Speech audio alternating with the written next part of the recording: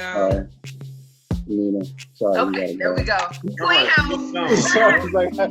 Clean house. Hey, we in that thing. Who wants a clean house? Clean it. Yes. Whew, all right. This feels good. Feels right. I don't even know if you can, but I guess can you lock the room? I don't know. I made that up. I made that up. I just be saying shit. I'm trying to. I can't get to any settings. It's like my joint froze on me while I was trying to. Okay. Yeah. Anywho, whatever. Okay. Hey. Sorry. Somebody else crazy come back in, Kev. Just, hey, get your ass the fuck up out of here, bro. Like, scram. Whew, okay, y'all. So I guess I can open it up and start off, and Kev, you could take over on the agenda once you get situated. I'm here. Okay. I'm here. We just gonna say that. Let's get it going. So we want to thank y'all for coming back again for week 3 and our discussion this Sunday, lovely Sunday, regardless of the rain and whatnot. We are discussing Dave. Of course, this is a very different type of I guess you can say review, because it's stepping out of not only Black culture television, because that's what we kind of been focusing on these past couple of weeks, but more so just understanding expanding our horizons of like understanding all types of different creativity, different types of writers, and also different types of artists. So we wanted to talk about Dave. I thought the show was fucking amazing. I thought, coming from his perspective as a white, Jewish, suburban, upper class white boy trying to be a rapper, I think that's already funny in itself, because we get to see like the perspectives of what happens behind the music, what happens as an artist who's not of color, and also he just like awkward and white, so it makes it great. So Kev, you want to take over? I'm sorry. Somebody was calling in and I couldn't touch nothing. Sorry. But where are we? Yeah, story. Let's go. We're starting with scammers just threw me all off. I'm sorry. It's like I don't want to get off. It's just, you should have just seen it as the participant list just kept growing, and I'm like, wait a minute, huh? Hold on. So I was a little bit, it threw me off, so I'm trying to get back, and then I'm weary because I'm like, I don't want to accept nobody else right now unless you look kind of faulty. But okay, let's get back on task. So yeah, we're gonna start out with story. For those that watched it, what do you think about the overall story of the show? Kind of give your opinion on that direction things. I know E said you wanted to talk about the music aspect. So I know I can talk about that, T can talk about that, my co can talk about that, we opening up the forum. Oh, also, before we do this, I just want to let everybody know, you will be muted when you want to speak. Just kind of unmute yourself, so we won't talk over everybody and things like that. So most of you returning, so y'all kind of know the rules, but we all good there. So I'll just let the floor be open. Who wants to go first? I'll go first. Morgan, then Ashley. Yeah, Morgan, then Ashley. Okay. I'll be quick. I'll try not to take up too much time. But yeah, so I was really excited when I actually saw you guys post about it, because I watched the whole series, and I first heard about Lil Dicky off Just Hilarious. I don't know if y'all follow Just Hilarious on Instagram. She posted that video whenever that video came out with him and Chris Brown, and she was like actually crying like in her like post or whatever, talking about how amazing the video was. It was a trick to get us to watch the video, and it actually worked because I like clicked. and so like I thought like he was a good like rhymer, you know what I'm saying? And I thought it was funny, but like I didn't think that it was like all amazing. It was like that I woke up in Chris Brown's body or whatever. Yeah. And so like that was actually the last that like I even like researched about him. But then like he came out with the show and I watched it, And like I enjoyed it probably up until like the last episode. And I feel like y'all know what I'm talking about. Wow, yeah. That one too. And like, and I feel like a lot of people did this. Like when it got to the part when he was in, you know, the jail cell or whatever, I turned it off. I was like, I'm not gonna watch the rest of this or whatever. And so but then like I was like, I don't know why I did this to myself. I was like, no, watch it because it could be something at the end of it. Because every other episode I felt like had like, even though it was super crazy, it had like a message to it or whatever. So I'm like, okay, there has to be a message that's in this episode. So I'm gonna like push through it and like see what happens. And so yeah, I enjoyed the overall series. Like I said, the last episode kind of got to me, but I think one of the things that I enjoyed the most was their highlighting mental illness in the Black community. Yes. Out of the whole series, I think that's probably what like I enjoyed the most because everybody knows it's a stigma, blah, blah, blah. And then so when his, you know, hype man admitted that to him, I probably feel like I was most appreciative like of that. So I was crying. Yeah. Mm-hmm. Yeah. I got so much to say, but Ashley next. I already know. Yes. All right, so Shit, clear up throat. I hated this show. Oh. I hated it. I didn't get past episode 5, and I only made it to episode 5 because people told me that that was the best episode. But I was not a fan of Lil Dicky before. I had heard of him, and I saw the Chris Brown video. I was not impressed. He doesn't do anything for me. I don't need to be amused by a Jewish rapper at all. He's not contributing to the community at all to me. So I was not, you know, I didn't know, I did not know what to expect in this show. And I was so upset at all of the penis references throughout the show. It was just like, why? Like, why is this? Why are you using your platform for this? Like, what? Yeah. And why are you connected to our community using our art form for this? Like, what?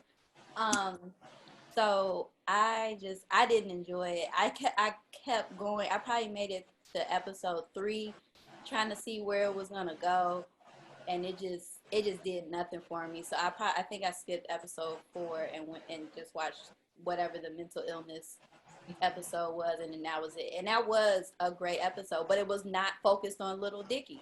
So that's probably why I like that episode. That's that character had a really nice storyline that they was able to bring all together in that one episode. And then it highlighted something, you know, worth talking about outside of the show. So I appreciated that. But everything else, like, I didn't appreciate. Like, nah. So I probably won't talk anymore throughout this meeting. I'm just here to observe because maybe I missed something that would make me go back and watch it. But that's all really I probably have to contribute. Yeah, no, you just woke up a good something I didn't think about in regards to like, you know, I guess because we were highlighting Black mental health during when he highlighted Black mental health during that one episode, it wasn't focused. You made a good point. It wasn't focused on him, and that's probably why it probably brought more people into it. I agree with that. I didn't think of it like that. I still enjoy Lil Dicky because I wasn't a fan before like his music and stuff like that. I kind of heard of him, but it was just like, I think I went towards because of like the juvenile humor of what is this white boy's perspective on trying to get into the culture, or trying like what does his journey look like? And I thought that's what made it really cool to watch, was to see like, okay, so trying to get into the rap game, and then you highlight all of these Black artists that are very prevalent in our culture, and then trying to insert yourself into it. That was my interest in seeing him navigate through that, because it was a lot of awkward shit that he had to get through. Another thing that I noticed that he touched on in his own way, which was also probably my second favorite, was when he was about to open up for Meek Mill, I believe, and he was having a concert, but it was flashing back into his childhood, and it was so interesting for me because I was also doing some inner child healing when this episode had aired, and it was like his older friends came to support his new rap career and, you know, to see him perform, but they were always telling him to do things for their own entertainment. Like they're laughing at you, not with you. And it kind of, it triggered me a little bit because I'm like, I can relate to that. I used to be the friend who would be like, friends would say to me, oh, go stand on that car, go do something and this and that. And I'm thinking they're laughing with me together because we're all acting a fool, but no, they were laughing at me. And when I know it probably threw a lot of people off, but when the inner child came to visit him in his little green room or whatever, and he was like trying to make him laugh and this and that and the other, and then like he kind of like suffocated and killed his inner child. He killed a part of him that was blocking him as a creative. And I fucked with that so hard. And I was like, it's awkward because he threw it. I think what he do, like put his younger self in like the macaroni salad and stuff. It was like some romaine or something. It got a little dark. It definitely got a little dark. It did. But I understood, like, you do have to kill a part of yourself to. Hello? Where all this rain come from? You do have to kill a part of yourself in order to make room for your new part that's coming in. And that inner child healing just stuck so deep with me. Like that was like very heavy to me. Very heavy. Heavy for sure. Anybody else want to go before I go? Can I touch back on what you said? So you said that you enjoyed, I guess, seeing his perspective of trying to get into the culture and whatnot. I don't care about his journey. She's shutting it down. This ain't for him. Like, it goes deeper than that. We know that Jewish people are like over the music industry and shit. So it's just like, bro, I don't care about your journey. You already got a foot in. You know what I'm saying? Like, it's just not, I don't know. I'm just not entertained by hearing this story of somebody who already has a leg up to get into the shit and make money from it. You know what I'm saying? Like, yeah. I don't even understand the hype around him. Yeah, this man can rhyme some words, but he ain't saying shit. Like, he really not. And I think how I'm looking at it is for comedic purposes. I don't look at Lil Dicky as a rapper. I don't. That's what I'm saying. Like, he's like fake respected as a rapper and like doing shows. Like, he got a show. Yeah. This boy got a show about being a comedic why? Like, why are we entertaining this? Because Kevin Hart is executive producing. Do we want to talk about that? I didn't know that. I will say I have watched it for the humor, and I thought it was like really funny. But something I told Kev and Steve is that like it's like a white version of Atlanta. Like that's pretty much what it is, you know. It's very similar in cinematography and the same way they both trying to get on. It's the same thing. A white Atlanta, yeah. I can't say that. I don't know that I agree with that either. Because in Atlanta, are either of those people or I forgot the character's name, but I guess it's the big guy. He's not a rapper in real life, right? No, that first of all, he's an actor from Juilliard. Exactly. He's an actor. Okay. Paper Boy is an actor. Okay. Brian Tyree Henry is an actor who plays a gangster. Yes, he does. I think that makes a difference. Like, Lil Dicky is actually doing music and making songs and getting features and shit, and like that's his career, and now he gets to add actor and entertainer to that, and that's just I'm not with that. All right, I'm gonna leave it alone. Y'all can talk. That's a hell of a perspective. And like when you do, because honestly, you know, we are at a time right now where like musicians need to be making music that's healing, and artists need to be creating you know, in the way that is helping all of us. You know what I'm saying? We all have gifts, you know, as Auntie Erica Badu and Jill Scott told us, you know, when you write it on paper, it ain't yours no more. So give it away. But yeah, when it comes to Lil Dicky, I truly stand on him not being a rap artist, but being a creative, comedic, you know, storyteller. You know, wanting to hear, to watch the awkwardness of him trying to become a rapper and not no one is believing him, and his parents are like, okay, so you're opening up for Meek Mill, and will his parents be there? And that shit was hella funny to me when his manager was like, yes, they will be there. She was like, and what are their names? It was like Bob and Sharon Mill. Like, what, nigga? Like, no. Like, and then, like, him having that awkward conversation with Young Thug and Gunna. That shit was hella funny. Like it's phlegm. Too much phlegm. And I'm a rapper, and I can't smoke with you. It's too much phlegm. Anybody else? How did y'all feel about it all together? Carrie, Nia, Michael, Morgan, anybody? Well, Alexis. Well, you kind of brought up the fact that you know, about him being a white person in rap and stuff. So it kind of harkens back to when he did an interview a while back, and he talked about how he started his rap career to get attention for his comedy, and it feels like very disingenuous, you know, him coming into the music in such a way, yeah, you know. And he said he wasn't going to stop until he's proved the point, whatever point he's trying to make or whatever. And I don't know. It's hard to watch when I know in the back of my mind he's had that, you know, mindset from the jump, and he's making all this money from, you know, something he's not, you know. I guess I don't want to say it because I don't know him, but it feels he's not truly passionate in a way. He's not passionate for the arts. He's passionate for like the clout, maybe. Yeah, I maybe. have a question to the point that's being made. Would you all feel the same way if it was a black person doing exactly what he was doing? Yes. I mean, haven't we seen it already? That's my point, because it's like, is that really true when we see a whole bunch of black people in our culture who are not passionate about helping people? They passionate about helping themselves and their family to make money.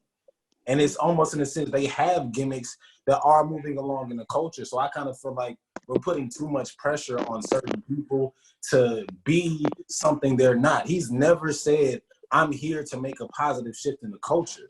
So why are we upholding him to that standard? True. If you're not gonna hold every single rapper or every single entertainer to that standard. That's my question. True. Well, look at me shutting up. Okay, well. Shit. I mean, where my weed? Because just go ahead and roll up, because that's a good point. I mean, in other words, what do we really want from him? Like, I got a comment. Okay, Morgan. So when I was watching the show, when I finished it, I actually concluded that I was like, he's not a rapper. You broke up. What happened? I can hear you. It sounded like that was about to get real good too, right? So he's not a rapper, he's a writer. We can't hear you. What happened? Turn my mic up. Fading out. Fading out. Turn.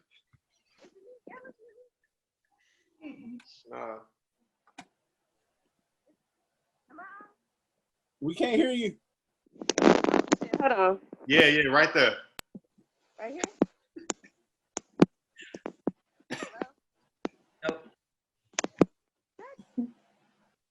Hello? Ela? There we go. Y'all hear me? Yeah. Yeah. Okay. Well, now I can't see myself. Nope.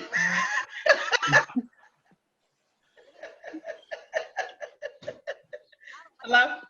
What'd you say earlier, T? It's the retrograde. It's hating on everybody right now. Hello? It's hating on everybody right now.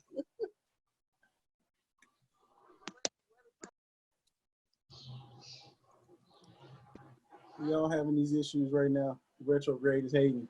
That's okay. Elijah said, type it in the chat. Bro, I can't even see the chat right now. My screen on froze mode. Okay. Hackers. More, Well, okay. We'll come back to Morgan when she gets her audio issue figured out. okay. But you can also type it in the chat if you need to. Yeah. What's I about to say? You got it, Morgan? Is your hand covering something? I mean, covering your receiver? Oh shit! Can y'all hear me now? Yep. Yeah.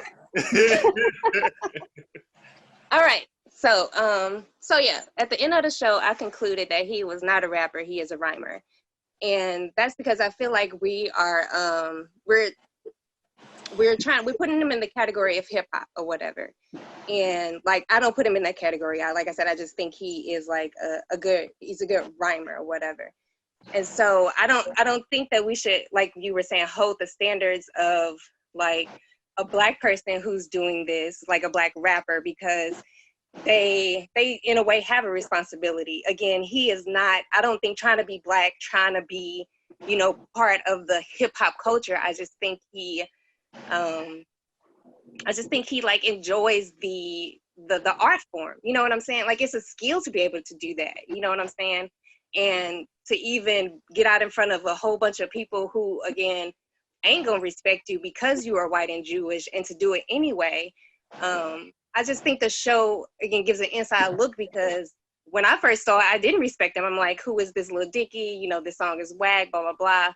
But this show is kind of just showing what he is going through as, like I said, for me, not a hip hop artist or a rapper, but as a lyricist, who, again, in my opinion, appreciates the art form and not really trying to, what's the A word that we use? Appropriate? I don't know why simulate's popping in my mind. The A word. Yeah, it's assimilate. It's assimilate. Appropriate. Yeah, because I was on my way. Appropriate, yeah. Mm-hmm. Same, yeah. So. I hear a lot of y'all saying that he's not a rapper. He's a rhymer. Those are the same things. Yes, it is. And the reason why I'm saying that is because you can't really say he's not a rapper. You can't say that. I don't know who just made that chat, but I can't see it. So sorry. Ashley said, I just want him to be an entertainer. She wants him to stay. I mean, he is an entertainer. You can't take that from him. Everyone says, oh, he's just a rhymer. I mean, I've never listened to Lil Dicky before this show, or I knew of the song he had with Chris Brown, but I never paid attention to him. But when you like the first joint he did in the studio with YG, you can't say he's not a rapper. You cannot say that. The joint he did with in the studio with YG, the joint he did at the end with the Breakfast Club, he's rapping. He's rapping, and you can't say he's not a rapper for that. Like, you just can't say that. And I mean, I heard everyone saying, it kind of barks along that line of basically, this is our culture. Why are you trying to infiltrate it? That's what it kind of seems like. And I mean, at this point in day, it's just like, we let Marky Mark come in. Come on, at the end of the day. I let that one nigga with the colorful hair come in. What's right, we let Tekashi come in, and people consider him a rapper, but we won't consider Dicky a rapper. And at the end of the day, we are just from those little verses that he spit on in the 2 episodes. I know he will wash Tekashi. He will dead him. I'm sorry, Tekashi is trash. But we can't, like I said, we can't say he's not a rapper. Now I can understand people saying that this is just not their cup of tea, because at first when T and E brought it to me, I was just like, he was not fucking with it. I was like, I'm not. Kel was like, "Hey, we not putting that shit on the agenda." We was like, "That's the fuck we is, bro." He was like, "Hey, we not doing that shit." We was like, "Bro, like writers trying to understand a whole dynamic of like what writing and creativity and storytelling looks like, bro." Right. He was like, "Ain't nobody watching that shit." We like, we is, nigga. Yeah, because at first I was like, "What? Y'all want to watch? What is that?" Huh? I seen it, but I mean, I seen the trailer, but I didn't watch it. You know what I'm saying? But like T said, as writers, we have to be open to other things, and that's true.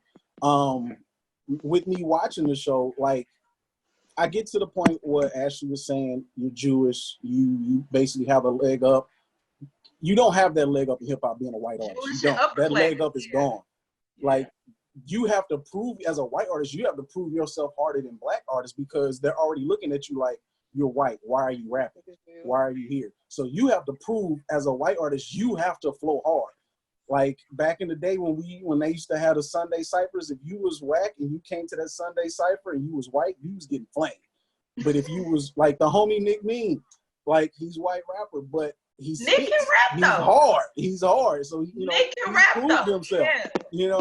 As a white rapper, you have to prove yourself. That you being Jewish, that has no leg up. Now it might have a leg up probably in like, the business side of it as far as like recording contracts and stuff like that. But when it comes to actually like gaining the approval of a black audience, who is, I wouldn't say predominantly most because it's more pop now, depending on which lane you go. But depending on which avenue you go in, no, you don't have that leg up. You have to prove yourself. So like I said, I agree with you with, him being Jewish, having that financial, issue that, financial backing that a lot of, black artists wouldn't have. But that's probably it. But even then in the show, he didn't utilize that. He was, still, as a broke rapper would be basically. But I'd say I enjoyed the show for its comedy. As I was watching it, like I said, I didn't know what to expect when I came into it because like T said, I was like, "We really doing this? Okay, I'll watch it."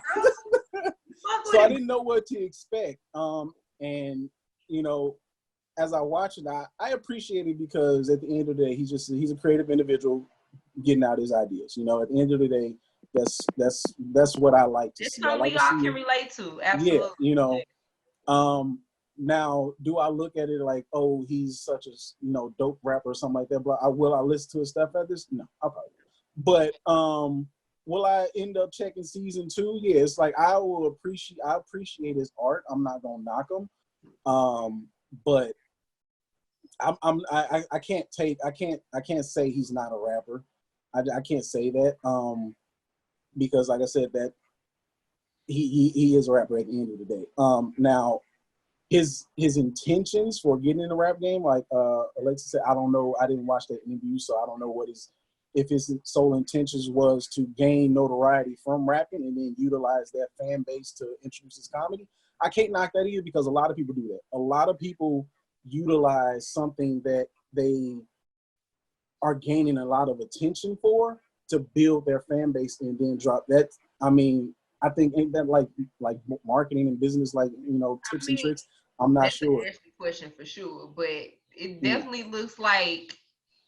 Well, then shit, we might as well say that every comedian ain't really a comedian because they became famous off of Instagram. Do we take that away and say that they're not comedians? Yeah, okay, so he's using rap to get for his comedy notoriety, but now we have. I mean, what I'm saying is, isn't it the exact same as folks who make funnies on Instagram, then they make it to a TV show and this and that and the other. Next, they want to like sell clothes and be a singer and you know what I'm saying? Like, what's the difference? Well, some of them fall. Some of them fall when they get in front of that crowd. They, and I like some of them. They are just funny on Instagram and for them that 30 seconds to a minute. And when they get in front of that crowd, they bomb because. But I mean, they probably bomb for the first time, but they get used to it. Like if you listen to all of them and they talk about it, they'll tell you like, I think Ha Davis was one of them. A couple people where they were just like, yeah, it didn't go well, because they couldn't translate that 7 seconds, 30 seconds, minute funny to a half an hour set. But I think that's trial and error with the new age of comedians that are coming out from Instagram to the stage. So, Okay. So, anybody else wanted to say anything before we transition into characters? I do want to say my take on the story. I really appreciated the take into his life outside of just rapping. Because I think that's one thing we don't see a lot with entertainers, especially with music and in hip hop. Like even sometimes when you see a rapper's when they put out their story, it be feeling like a business move. Not saying this wasn't a business move, but this felt more so genuine to who he truly could be, or more reflective of his actual life. Like I could see, I don't know who Lil Dicky parents are, but I could see his parents actually asking, are the other parents rappers gonna be there? Yeah. Are the other rappers' parents gonna be there? The first episode was him calling his parents, asking, "Can I get into the bar mitzvah money?" Like that shit. I ain't never been to a more bar mitzvah, nor have I ever had a fucking savings of just calling my family, be like, "I want to invest in this rap song because of this beat that I stole." And I want to come in the studio with YG. Is it YG or is it right? YG or? So to that point, even having the resources of like one of his best friends eventually became his manager just off of the strength of the way his life led. He was already going to school for business. He was like, why not actually invest in my friend if you actually do have potential here? So it's like, I think it gave us a perspective into a different side of the entertainment industry that we really don't see. And from a perspective of somebody that I feel isn't trying to be anybody but himself. And he's taking advantage of that. And I don't think we should be like punishing him for that. Cause it's like in this world, the most valuable thing you do have is your story. And that's all he's doing is telling his story. And I can only respect that as a creator. Yeah. I agree with that. I definitely agree with that. That's that's how you wrap that part up. Okay. I think we can all attest and agree to, at the end of the day, like, creativity really doesn't have no barriers, because it's not the source, because we're not always going to be the source of where that creativity came from. And I'll be damned once I finish my script and I put my shit out here and somebody having a Zoom room and saying, I mean, it's cool or whatever. I'm being my feelings. Like, I'm being my feelings, you know, because we all sensitive in our own way. But but as far as everybody's like, you know, input on it, it makes sense though, coming from so many different avenues. Like, yeah, you're trying to monetize on the culture by to pursue your comedy. And yeah, you're not a rapper, but you're a rhymer. But at the same time, it's the same thing, because he still has the talent and the skill to flow, you know. And we don't put him in the category of Eminem, correct? Eminem is in hip hop, right? Is that what we So here's my question though. Why do we not do that? I want to know people's opinion on this one, because why do you put Eminem here, but you don't put Dicky here? Okay. Now, let me finish before y'all chime in. Let me finish what I'm saying, because at the same time, like, the reason why I'm not saying like GOAT status or nothing like that. I'm not saying like, I'm saying as a white rapper, why do you call Eminem a white rapper, but you say Dicky is not a rapper? Okay. That's what I'm trying to get at, because it'd be different if he was rapping like Soulja Boy in 07, you know what I'm saying? Then I understand. But like I said, you, as a person who is, you know, in music and who's, you know, been around people that have done music and have many friends in the music industry that are of different races, it's like, how can you say he's not a rapper? I still can't agree with that note of he's not a rapper. But you saying, can I say something real fast? Like real fast. Okay. So Kevin, I think you said, okay, let me not say rapper, let me say hip hop artist. Okay, I don't think he's a hip hop artist. I think he's a good rapper / rhymer.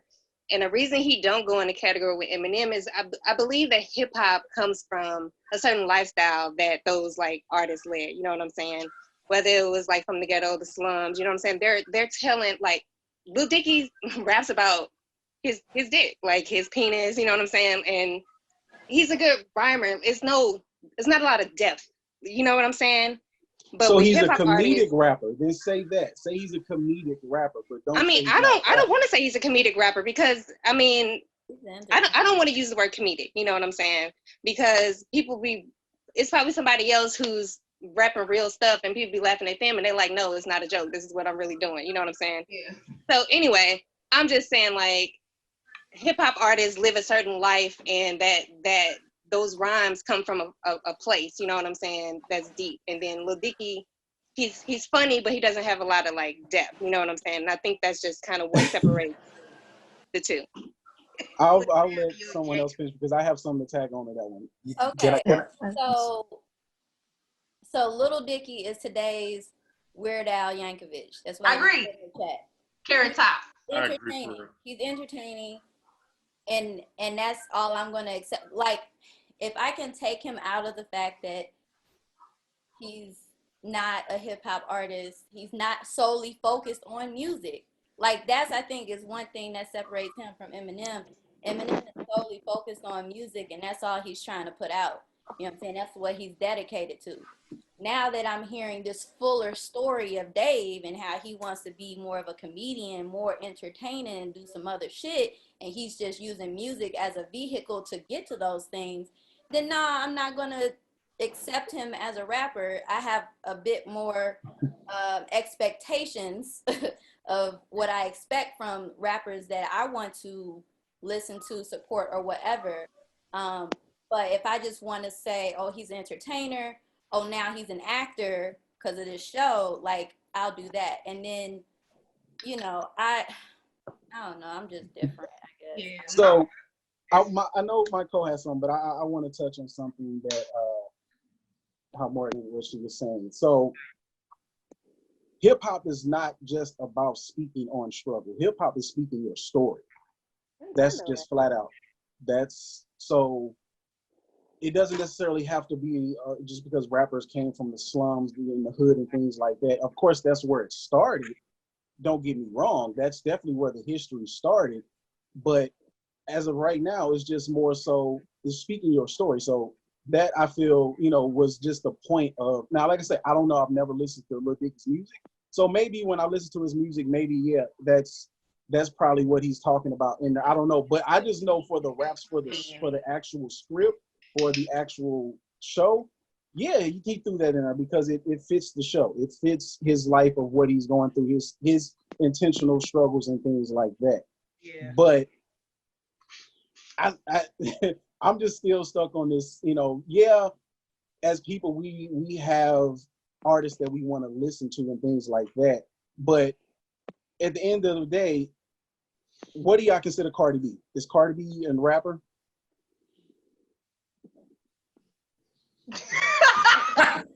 Is Cardi B a rapper?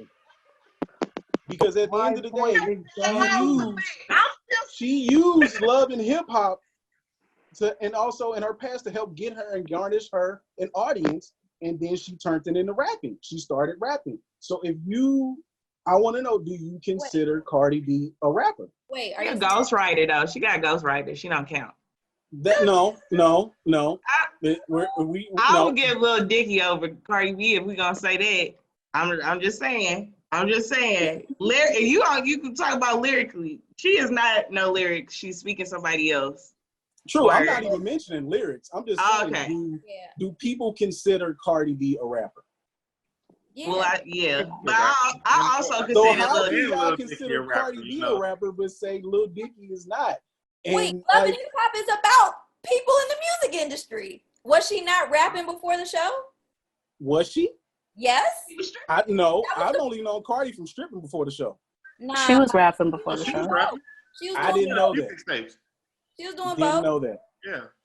Yeah, that would be the only reason. That would only make sense to me for her to be on the show is so that she could further her career in music. That sounds like the whole strategy to me. Whereas Lil Dicky is doing it backwards. He's using music as a vehicle to get somewhere else. To be in comedy, yeah. Right. The question is, what's wrong with that though? Right, because he's been out for years. He hasn't just came out. He's been out for a while. Yeah, I didn't understand the hype then either, but Like I mean I don't know anyone that listens to him, so I think the hype is more on the other shade. But exactly. But exactly. but no, I'm not saying, I'm not taking anything from that point. I'm just saying, how can everyone keep saying he's not a rapper? That's what's kind of troubling me. It's like, how y'all keep taking that away from him? But Michael, I'll let you finish your point, what you was about to say. So then to your point, Kev, because I feel like you're hitting the nail on the head. I also want to ask the question for the people who feel he shouldn't be in our culture making music and therefore gaining success off of our culture. It makes me want to ask, what's your definition of hip hop and hip hop artists? Because if you want to really break that down, the true essence of hip hop has less to do with music and more to do with your mentality. So it's like, what are we really talking about now? Because hip hop in 2020 is not hip hop when hip hop originated. Yeah. It's definitely not. Yeah. So it's like, what are we really talking about here? Well, So are we talking go about ahead. hip hop though? Are we talking about hip hop? Are we talking about music? I wasn't. I was talking about the show, but you guys brought up that he's not a rapper, and to Kevin's point, I think rap and hip hop are two different things, though. Someone I put the name. We got receipts. We got receipts. Hold on. It was a Morgan. See, that's that's exactly what I was saying. Yeah, like I was saying, like hip hop artists and rappers / lyricist or rhymer are two different things. Like that's what I was saying. No, so then question you're the subtitles that don't really match. Exactly. Kevin, you have no lyricists. Go ahead. Hip hop is like an umbrella, and then you have your rappers, you have your lyricists, you have your backpack rappers. That's where that umbrella trickles down to. It's still all under hip hop. You have, back in the day, you have your trap rappers, you have your dance rappers. I don't think that's true. I think hip hop is too broad. I think hip hop and rap are two different things. Hip hop is are two different things, though. Like me and Kevin actually, I can tell we actually study the. If you actually go back to the African Bambaataa and what it was meant to do, it was a movement. Hip was meant to knowledge. Hop was meant to move. As simple as that. So it was to help. It was help to nourish you consciously as a body of people first, and the music was just the soundtrack to the movement. If we really go into the roots of it. So what Kevin is saying is the parents of this culture that we, in this hip hop culture that we call, the parent of it is hip hop, and what stems is your rap music, is your trap music, is everything that stems from that now is even in pop. It's in jazz trap. You got all these different variations of it, but at the soul root, if you go down in the dirt to the soil, to the root, it's something that was to help enlighten, safely have fun, to help embody and bring everybody together, but also to move forward progressively. So that's why I'm asking, what's your definition of hip hop artists? And that's what I was saying. Like I said, like Lil, he has no depth. You know what I'm saying? Like he's a good rhymer, but he has no depth, which is what you're saying hip hop is. Hip hop has depth. You know what I'm saying? So I don't think it's wrong for me to say that he's not a rapper. I mean, yeah, he's not a rapper. He's a rhymer. He's definitely not a hip hop artist. That's my opinion. So I don't know if y'all putting him under that or what the argument is, but I don't think he's trying to. I think he's trying to be a rapper, and that's all he says throughout the entire show. He's like, I want to be I want to be the best rapper alive. He doesn't say anything. Correct me if I'm wrong, but I don't think he says much about like hip hop or even mentions it. He says rapper. You know what I'm saying? It's because rapping to that point. To that point, do you consider Lil Wayne to be a hip hop artist? Rapper. Because you keep saying depth. You keep saying depth. And there's a bunch of depth. And you keep saying depth. So you're wanting music that makes you think. It's like there's a lane for that. There's a lane for those artists, but then there's a lane for, like, we can break it down to the trifecta. Drake, Kendrick, Cole. Drake has no music that really has the same depth as Cole and Kendrick. You know, no, these are arguments that happen all the time. All the time. And J. Cole are not the same. They're under the same. Kendrick and Cole, they're not together.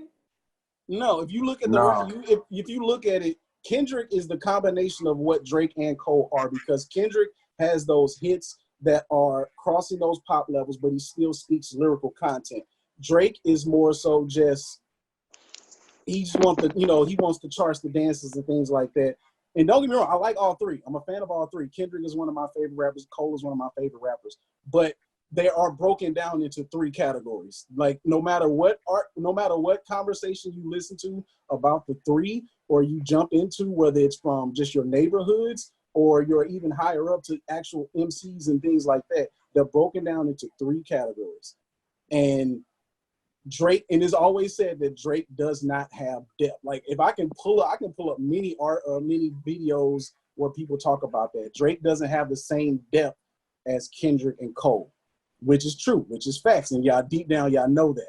And don't look confused, T. I'm going through a lot of discography right now, and I'm like, now maybe not for the streets, but relationships, trying to be this underrated light-skinned nigga or overrated light-skinned nigga in the culture. Like, I mean, those are perspectives we want to hear. And like, So those are perspectives, right? Those are perspectives, right? So, but why is like I said, it's just why is the issue with the show and in this character's perspective? Okay, and I'm glad you brought up Drake. Well, okay, so here's the thing. Some of us remember Drake from Degrassi, from acting.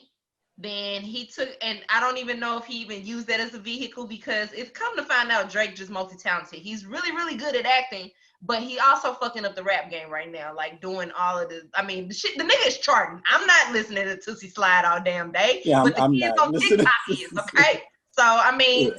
he doing something for the culture. He keeping them busy. However, I just want to clarify, Lil Dicky, to me, now, okay, so I listened to his music a little bit because I was like, as we were watching his show, I should get familiar with his music. I got through maybe one or two songs, right? But yeah, but I really, really enjoy. I think it's because how we perceive people and what we want to enjoy them as. I enjoy him as watching a television. I want to see his TV. I enjoy his TV. His music, not so much. And I think for everybody it's different, because it's like, nah, he funny as fuck on his TV, but I ain't about to be putting him in my pussy popping playlist on Spotify for his jams, because no. And that could be a reason why we call it is like, he ain't an artist and he's not a rapper. I guess we don't want to see him. I don't really want to see him as a rapper because I'm not listening to it. I'm more focused on his visuals and his story. Like Mike Cole said, like, you can't take away his story, which I don't think nobody is. It's just, I think, I can't speak for everybody, but I think it feels better, and I think we receive him better by watching him explain why he wants to be a rapper. Mm-hmm. If and so, like, no, except for Ashley. She's like, I'm not for him. I'm not. And being an entertainer, being a comedian, I am not accepting him into the music world right now, though. No. Everything else, yep. It's crazy. Yeah. And my point to that is, real quick, just to drive it home real quick, I just feel like we're profiling him based on the color of his skin, because there's people in our culture who look just like us doing what he's doing. And I don't feel like we're holding them to that same standard. That's the only point I'm making about him musically, because I don't listen to him musically either. I think the music is honestly corny, to be truthful with you. So I'm not saying he's a hip-hop artist.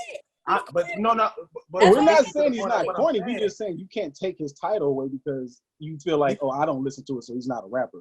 Whether you listen to it or not, he's still a rapper.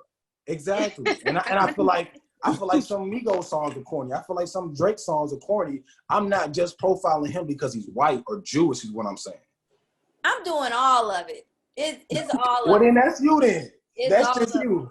And that's what this whole conversation is, perspectives. It's not a whole collective, everybody has to agree. That's my perspective. I said that from the beginning. I didn't like it, and that's just my position. Mm-hmm. You covered up again. Hello? Yeah. Ashley, do you think that when he does rhyme, do you think that is good? Do you think that he has a skill in rhyming? Like, do you think that his flow is good? I can't get past it, honestly, because he's talking about his penis all the time. Like, I don't like his content. for me to even listen to it. And I couldn't get past that either. Like in the first he episode, I was like, dang. like, yes, he can rhyme, and yes, he can ride the beat. Am I entertained by it though? No. That's saying I'm not a huge fan of Missy Elliott, but I'm not gonna take away from her. Hey, I told y'all I'm different. She's talented though. Wait, how did Carrie pop? But Carrie here's was the black deal. this entire These people time. are talented. These people are talented though. But they ain't my cup of tea. Like I wasn't rushing to listen to the new Missy Elliott. She got some hits here and there for me. But like I said, totally talented, not always my cup of tea. Lil Dicky, I can't listen enough to even get to the point of seeing if he's actually talented. I'm so distracted by all the other shit around him and his story that I can't even focus. That's fact. Yeah. On giving him a chance. I can't. Like, I just can't. And Yeah. I'm very all or nothing. I'm super all or nothing. Super Virgo, Leo over here. Okay. So that's why I'm like this. And I'm sorry, it's just hard for me to just kind of like, oh, let me just it's just gotta be strong from the get-go. So yeah, that's me. Sorry. So we all have stated our opinions on how we feel about his story, how we feel about him As a character. along with art, along with his way of art. Now, as far as inside of the story, which characters did you feel stood out the most, were most relatable, that you like thoroughly enjoyed? Like, we all know Gator my nigga. Like, no, Gator's my nigga. Gator my nigga, like, for sure. But I want to talk about that though. So we all appreciate Gator for him being like our culture cousin. Like, he just get, hey, wiggle up. It's all about the gander. He dropped so many gems to get this guy on. How did you all feel about like his story in general? Because if you notice, his like shit was all about like finessing. Do you think there was a great depiction of like, do all men finesse trying to get into the game or trying to be cool, or like it ain't all about the men? I'm just saying we gotta finesse. I done finesse my way into some things, you know what I'm saying? Oh yeah. And that's what it was all about. Like, but it didn't really highlight his talent or his skill or his expertise in things. I mean, I guess his talent was finessing, but at some point, how do we feel about Gator being like, he was genuine with everything that he was doing, but it was more so like, I'm gonna ride this wave with Lil Dicky to get towards things. But also he was kind of helping Dicky. I don't know, never mind. It's kind of, I think that was his talent about it. You know what I'm saying? Even though he was like, I'm gonna ride with you because that'll help my career too, I don't think he lost himself, which is why it didn't seem like he was biting. You know what I'm saying? Like, it was. Yeah, because he was helping him more. Yeah, he was still like, showing his skills to really help him as a hype man. So I think it was synergy for both of them. Yeah. Anybody else? How did anybody else feel about other characters within the show? I think the finessing of Gator was his gander, and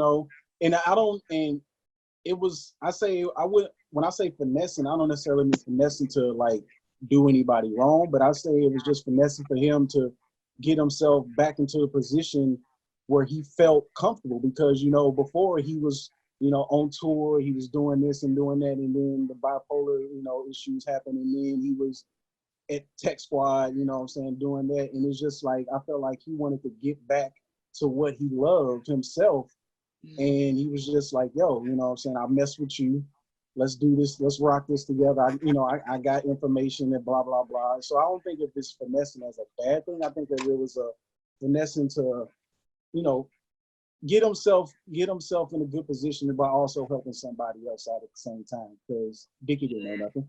Did anybody cry on his episode? Because I did. I wish they went a little bit more into his character in that, for that journey in that episode. Like, I don't know if that was just me. I wanted them to go a little deeper. but that was just me. I don't know about anybody else, but I just felt that. So I want to say, I think that Gators. I don't like to see Gator, I guess, necessarily as a finesser, but like maybe his talent was more so like having the gift of gab and being social and like knowing how to connect people. You know what I'm saying? Like he wasn't scared to really go talk to folks, and maybe that was, I don't know if that was part of his personality or if that was like, you know, part of the mental illness. I don't know, but like, you know what I'm saying? He wasn't scared to be social with people, and that's a great thing to have in the entertainment industry. You know what I'm saying? Like he could chop it up with anybody about anything. You know what I'm saying? And that worked for him. You know what I'm saying? And then I want to say that I think while he maybe saw Lil Dicky as an opportunity, I do think that eventually, you know, they ended up having a genuine relationship, even though he did maybe see that as an opportunity for himself. I do think it's a real friendship. And then next, I love that episode, and I love that they showed the relationship between him and his mom. That was important. How close they were. I wanted to understand that maybe a little bit more though. Just what, like, was their relationship because no, it seemed like they were closer even before he was diagnosed with being bipolar. But yeah, I wanted to understand that more. Like he loved his mom, and that was just great to see. And he was just such a genuine person. Like you said, he was dropping gem. Like he was very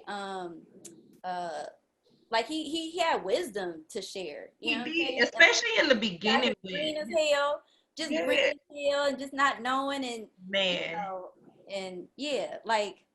Because he had been there, you know? Like if he hadn't had that incident with I forget what that rapper name is, you know, he probably was somewhere else. He probably been looking down at Lil Dicky. So, you know, he did have that wisdom to share. Yeah, he did. And then it was like, you know, he also like shut that shit down in the very beginning of the show, like just because it's a black boy and a white guy working together, I don't want you to think that I'm trying to play you and this and that and the other. I ain't take your money, bro. And then his mama was like, so you think out of everybody it's my son? I'm like, go ahead, mama, tell my ass. And Dicky was like, actually, no, I just feel like. I mean, you can't lie. That was kind of crazy. Kiri, you had something you want to say? I'm sorry, I know y'all cut you out. What did you want to say, Kiri? Well, when I watched it, I cried 2 times. I mean, too. Oh my God, we probably cried at the same parts, but the Gator part was like really impactful because if you know somebody with bipolar, like it was very realistic. Like from the trigger to how black men get responded when they have those moments. Like my friend who had it, officers responding the exact same way. Like there's no de-escalation. It's immediately put into handcuffs. And I like how they normalized it. And so like for Gator to be so open to talk about it, and I feel like this generation, we're getting into that, you know, black people, we need therapy. You know, I have bipolar, and it wasn't like the stereotype image of what we see about bipolar. So I really, really appreciate that. And to the T, yes, like I felt like I was seeing my friend have an episode like in his eyes. I don't know if that character really does have bipolar, has experienced I'm gonna look into it, but you know, somebody that's something that he does have in real life. That scene is that really his hype man? Yeah, that is. Yeah. Oh, okay, yeah. Yeah, this is real hype man, and I think like everything that we found, like learned in the show, actually was like a play-by-play of his actual story. Because after I watched it, I went through interviews and stuff like that. And there's a lot of interviews with him always shouting out Gator and other people that we just didn't see within the show. But yeah, that's his actual hype man. I do feel like I think that's his real story. And the reason why I think that way is because this is real hype man. You know what I'm saying? I don't think it would like not make sense if like that's your real hype man. On top of that, you know, this guy actually suffers from bipolarism. I think that was just that was needed, you know, and it kind of, it kind of had me like, man, Dave got a chance to show mental health for the Black community in a way that I wish Atlanta would. And it just, I don't know, it just pulled my heart just so much because like, I feel like, damn, I don't know how many Black men are watching this right now because it's called Dave. You know what I'm saying? Or they know it's about Lil Dicky. Like you have to tell people. Like because I'm also like I deal with students and stuff like that. I'm gonna have that as homework, during this distance learning time to show. Like I want you all to watch this episode of Dave, and I want you all to tell me what you think about. Finding that safe haven. It's crazy that Gator found a safe haven with two white guys and another Black boy who's kind of like, he was having identity imposter syndrome issues like that. That is mind blowing to me because if we saw Gator's life, most of his circles seem like to be rappers and to seem to be hip hop, and it's crazy. And when he broke down and explained why, he was like, this nigga wash your back, this nigga yo DJ, and he got the coolest clothes ever, bro. Like I fuck with that, and it's crazy that it's almost like you can't heal where you in the environment that harmed you. And then you go to this other place. Like I just hate so many people missed that episode. They needed to see that. You know what I'm saying? And we ain't got that on Atlanta yet. We get it on Insecure, trying to like how we learning how to process through shit. But like that is a like underground gem. No, not a lot of people saw that, and they needed to see it because it was so good. And I just and I think once I got to that episode, that's what made me be like, Dave, you don't do anything for this music. That shit right there, that goes a long way. That's how I feel. So I want to say, I love the part of him breaking down and just like giving everybody their props and saying, this nigga cool. I don't know. I felt, I don't know. It's just, I don't know. It was a very vulnerable moment and episode. I want to say that I really loved how self-aware and responsible they showed Gator to go get his medicine. He's like, man, I think I'm spiraling. You know what I'm saying? I think I'm going down.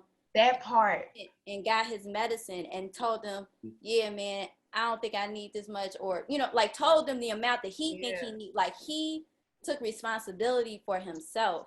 You know what I'm saying? Like he cares so much about not letting his life go bad that he, learned what to do to keep himself, under control. And I have a friend who recently just was diagnosed with being bipolar, and he is just OD, man. He just won't let nobody help him, and he just is rough. It's really rough, like trying to remain his friend when he won't accept you trying to help him, and then he won't be responsible with what he needs to do. So I watched that episode specifically because my friend had just became diagnosed as bipolar, and I wanted to see like what do I need to be aware of? You know what I'm saying? Like what can I learn and what can I apply? So yeah, I appreciate the episode, and I get what you're saying that like so many people probably missed this episode because of the cover of it. Yeah.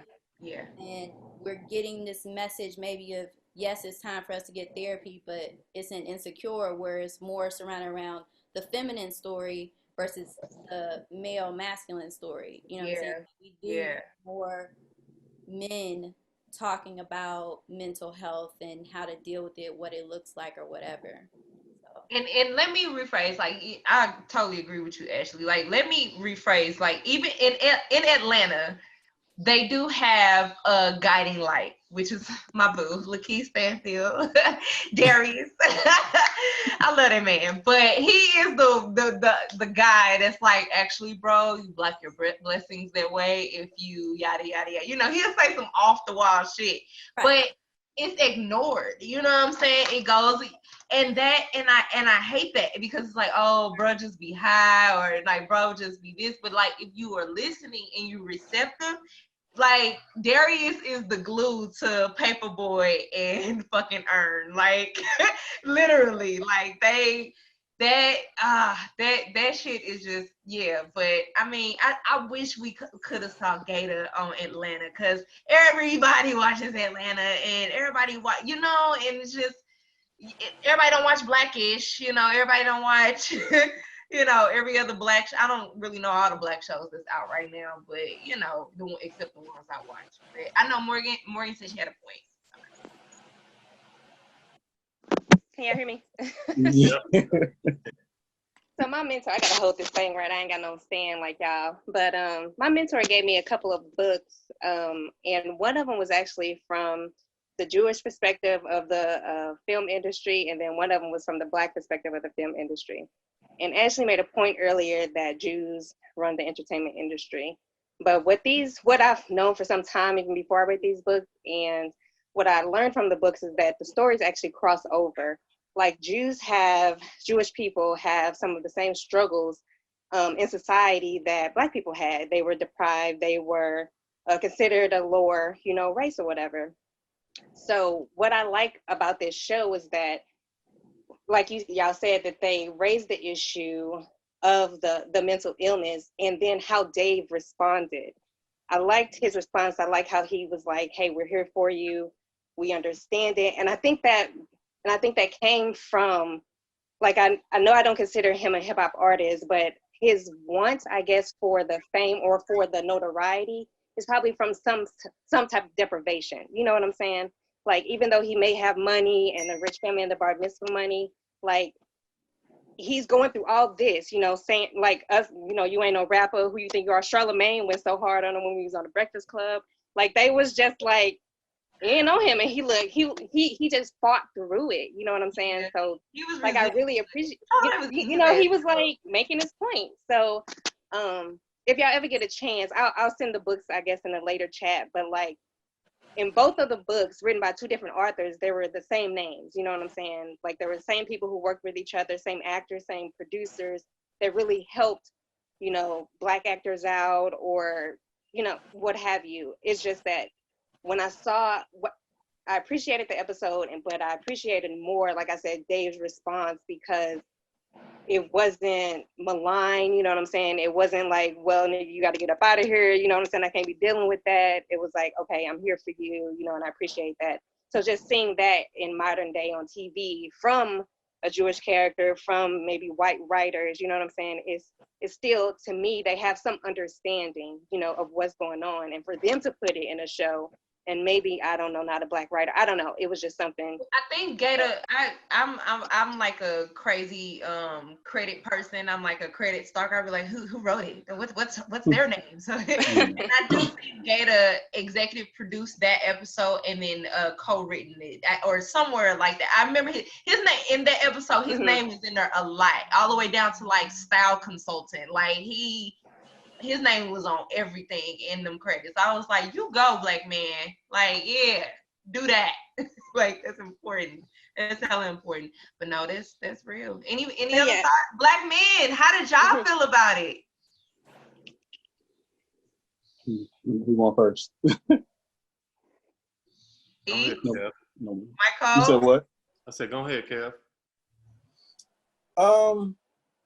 So, like I said, I didn't say that, but I definitely agree that it's definitely not something that is seen. It's definitely not something that is talked about. And I mean, to be honest, it's something that has not been talked about amongst men, except for like the last few years, period. Like, we, as men growing up, we're not taught to show emotion. When you show emotion, if you have other men there, stop crying, chill out, shake it off. You're not taught to show emotion. So, like I say, for me, and just being around the guys that I'm around, and people that I've met, like I said, that conversation of mental health has not been talked about, except since, like, for me, I haven't heard it for us as Black men late 2016 and up. Like, you know, so it's definitely refreshing to see it being put on a show. I definitely agree with you that I do wish more shows of color put it in there more, but of course that's why we created the writers' room in the first place, is because we wanted to see more things that are prevalent to us and more things that are important to us on these shows, because most of these shows have white writers and they're writing for the Black experience when they don't really know it, you know. So I definitely appreciated that. Like I said before earlier, I wish it would have went a little more in depth, but it was only a half-an-hour episode, so you couldn't do as much. But you know, I would have liked to know if did it just, you know, when did that really happen for him? Was it something that happened in childhood? You know, because you know how it flashed back with Dave episode with the childhood and Steve, like when he went home.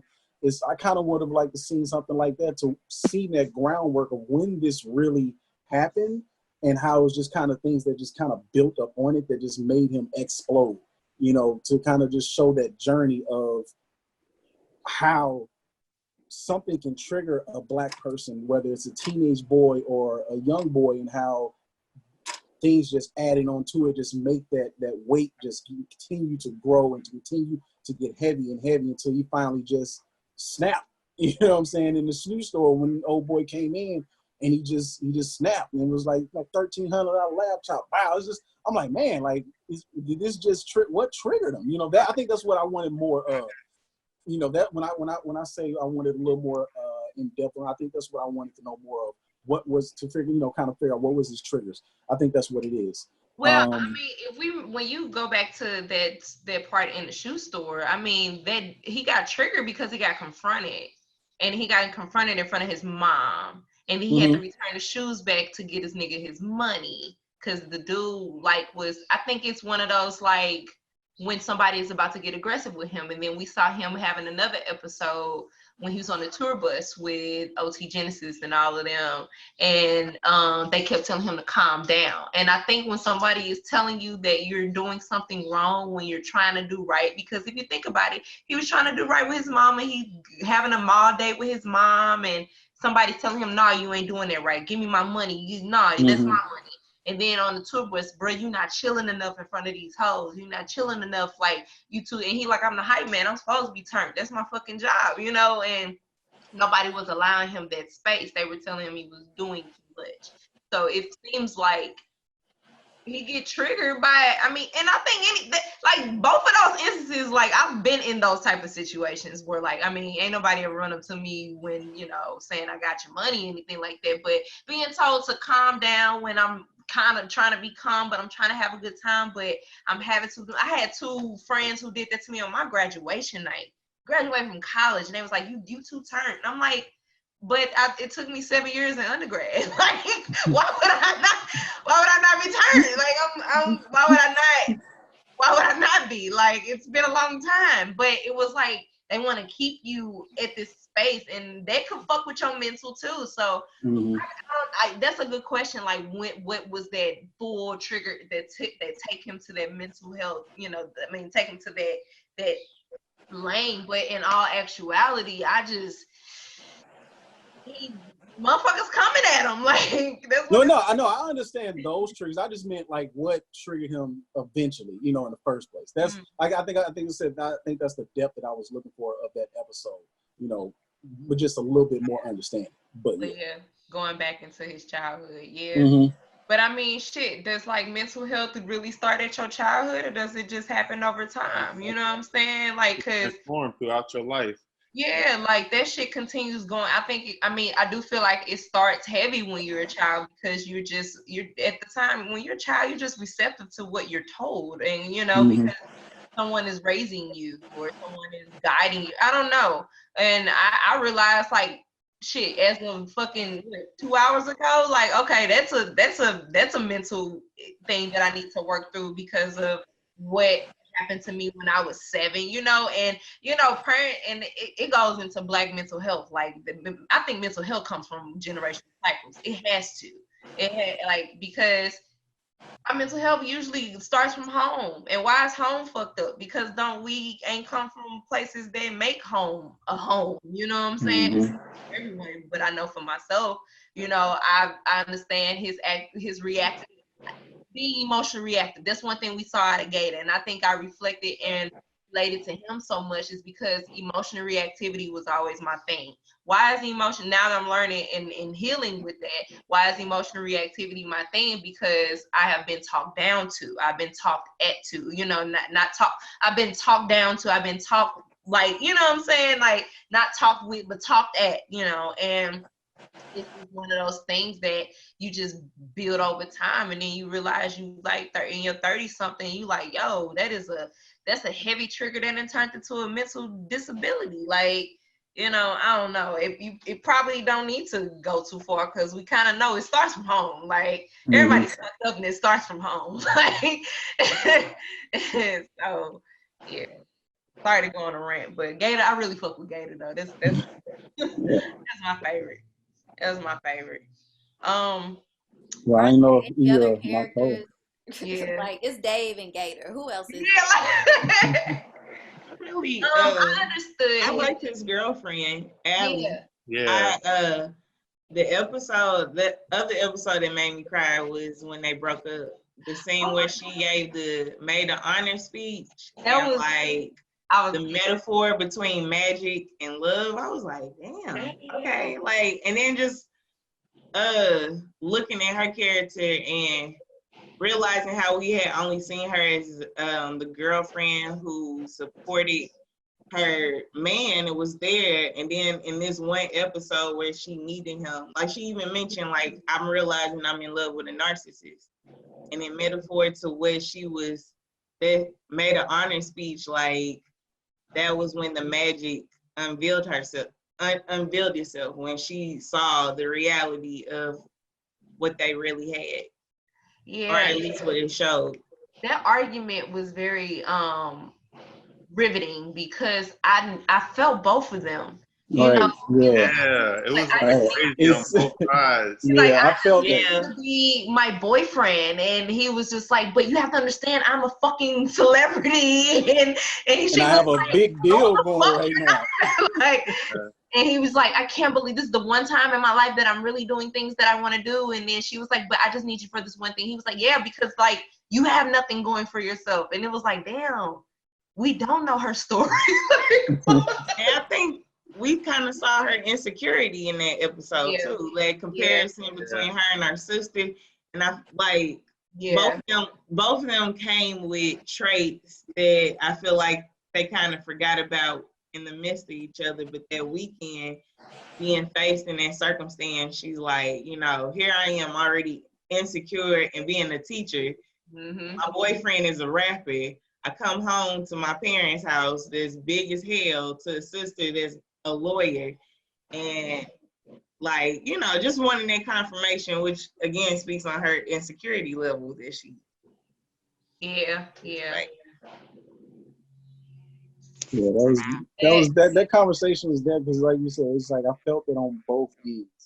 Yeah. It was that was that, like I said, that episode 5 and then that part, because as a person that's creative, as a creative person, I haven't had the best relationships in the past because my focus has been elsewhere, and attention was one, but it's just like that balance. Finding that balance is hard. It's very hard when you're working and you're trying to do this, but then you're also trying to have a successful relationship. And so it's just like I felt both sides. I was just like, damn, that's deep. It's like I'm on her side, but then I was like, yeah, I'm on his side because I understand. And it's just like, no, she needs you right now, but at the same time, it's like, bro, this is a life-changing moment for you. And it was definitely a toss-up episode, definitely for me. Anybody else? How did you all feel about that argument? I feel like she just really wanted him to be present in the moment for that weekend. And I think with the deal going down, it was kind of hard for him. I mean, there were times where I just felt like his personality was just like, oh, what's going on? Like they're talking about this on Twitter and different things like that while they was on the hike and different things that just became extra. Just like, bro, just do it. Like that's what she asked you to do. Just do it. If not, can we talk? Can we listen to what like I'm trying to tell your ass? Yeah. And when he tweeted getting my dick sucked, and she was like, my mom and my friend will follow you. Like the fuck. He was like, but he broke it down and was like, that's Lil Dicky. I'm Dave. You're with Dave. And they're like, she's like, well, who do you think they're gonna think sucking your dick? Like, what? Like, what are you're embarrassing me. And he was like, I'm not embarrassing you, Lil Dicky. That was funny. That shit was funny. Oh man. But at the same time, he's not wrong though. Like, but I mean, I wouldn't tweet that, but at the same time, it's just like I get what he was saying, you know. But at the same time, it's just like that. I wouldn't tweet that. Like that. I wouldn't tweet that. That's on some future stuff right there. That's he had the future meme in the background when he tweeted that. Like, you know what I'm saying? I wouldn't tweet also, can we touch before we go back into once we low key wrap up, I want to touch on all of the cameos that was there. And again, damn, all of those Justin Bieber, Tierra Whack, like Trippie Redd, YG, fucking Gunna, and Young Thug, and all of these like notable ass people. And I think about shit like that. They took the time out to be in this motherfucker too. Like, you know what I'm saying? Like Trippie Redd had a whole storyline basically. Who? Trippie Redd had a whole storyline basically. For two, three episodes. And fucking Justin Bieber did too, low key. Like, I mean, you had the Kardashian in there too, which was random, but it makes sense. Too, the producer. Yeah, he did. Like, yeah. Do you all know that producer? I've never. I've heard the name, but like I've never really. Like on hella pop songs and shit. What's his name again? I forgot something. Yeah. I'm gonna put it this way. Not Metro. I'm gonna put it this way. If he made something that I liked, I probably would have known his name already. That's okay. You know, because especially with me being a producer, I study other music producers, so I would have known your name. I was just like, I've heard of his name, but Benny he wasn't somebody. Benny Blanco. Yeah. He wasn't somebody that I felt was worthy. What song do we all know that he made? Or he's done like a whole bunch of Justin Bieber shit and like I said, a lot of pop artists.